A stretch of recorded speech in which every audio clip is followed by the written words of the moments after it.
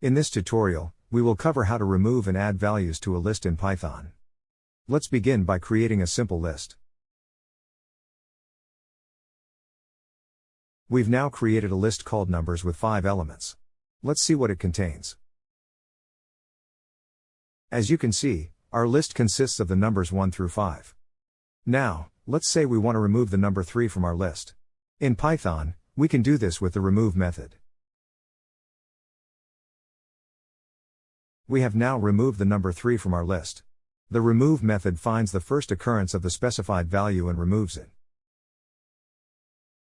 As you can see, the number 3 is no longer in our list.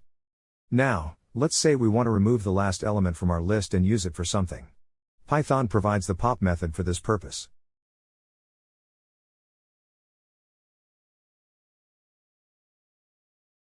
We've now used the pop method, which removes the last item from the list and returns it.